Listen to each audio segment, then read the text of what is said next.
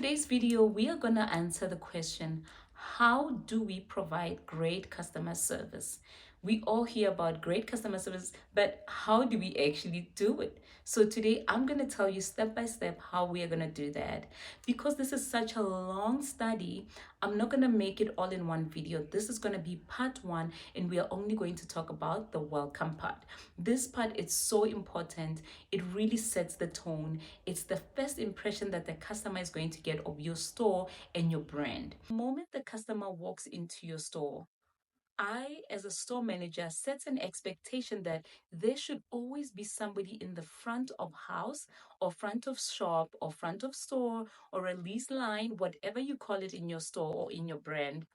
There should always be somebody up front ready and waiting to receive customers. Now, don't get me wrong. I'm not saying that somebody has to be a bodyguard at the door, because that can put customers off when they just see somebody standing there as though they are waiting to just attack them and make them buy their products. No. What I want this person in the front of the shop to be doing, I need them to be moving around, not standing in one position. I need them to move around along the front of the store. Along the front of the store. If your store footfall counters that are above the doors of your store have what we call footfall or traffic counters, the counting cameras right at the front of the door. So the staff should be a little bit away so they don't interfere with the traffic counter. Okay, so the shift manager will decide, I want a staff to be in the front of the store, moving around slowly from one side of the entrance to the other side, or alongside the table in the front area, just keeping an eye and a lookout for any customer who's going to come in so they are able to welcome them. Now, this part is very important, guys, because this sets the tone for your store, for the experience, for the impression that the customer is going to get. This is the first impression. So really, really crucial that you set that first impression to be the right impression. Give that associate or the staff who is now my front of shop, my front of house staff, to give them a verbiage or a tagline that they should use to welcome the customer. Let's get away from the generic greetings that we are receiving in the stores, right? You want to be unique. Your store wants to be unique. Your brand wants to be unique. So why don't you give a unique greeting? Be different from the rest of the stores in the mall. So think about it really, guys. If your customer has decided today is my shopping day, I'm going to be in the mall the entire day. 12 o'clock midday, I'm in the mall, and I'm probably going to come back home around 10 in the evening. How many stores have they visited? And how many times have they had, hi ma'am, hi sir, welcome madam, welcome sir, good evening, good morning, good afternoon, welcome. They've heard it throughout the entire day, right? So why don't you do something unique that's going to set you apart from the rest of the stores? So this is where the tagline verbiage comes in. So, for example, let's say it's now the holiday season, it's Christmas time, right? Everybody's thinking about shopping for gifts for their family members. So, why don't you make your tagline, if you are doing gifting in your store, okay? Why don't you make your tagline as, welcome to the best gifting destination. How can I help you today? Isn't that a great way to welcome a customer? That's something different. That even probes the customer to more conversation, to engage in more conversation, because now they're going to say, whoa, what is this great gifting destination? Can you tell me more about it? And guess what? You've just broken down that traditional engagement with the customer, traditional welcome that we give the customer. Now the customer is the one who's asking you for information. Isn't that amazing? Normally, customers are put off by people waiting at the door because they're just thinking, they just want to push me into buying something, even when I'm not ready. So, this is really a great way for you and your team to just create that rapport, build that rapport with your customer in such a friendly and a very easy and a light manner that the customer doesn't feel like you're coming off too strong on them. Now, I want to caution you as a store manager or a shift supervisor that the person that you are going to choose to be in the front is not going to be just any stuff you have in the store.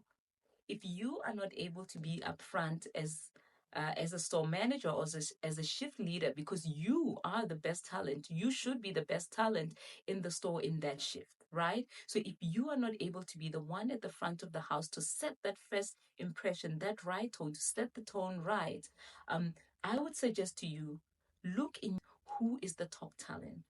Who you want, somebody with a bubbly personality, who is easygoing, somebody who will be able to engage in conversation, somebody really friendly.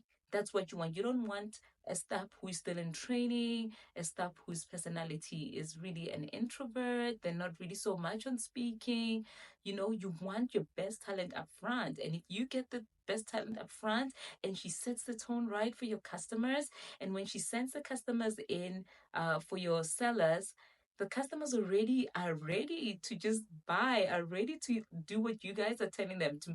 If you recommend something, they're going to go for it because of the experience that they already got.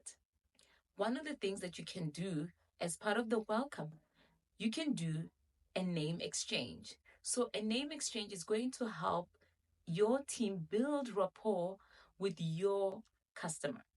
You personalize the experience for the customer. So after you've said to the customer, "Hey, welcome to the best gifting destination. My name is Martha. How can I help you today?" That sounds great. So now the customer knows, even when they're inside and you don't have enough manpower on the sales floor, you don't have enough staff on the sales floor, the customer can easily say, "Hey, Martha, I need help now."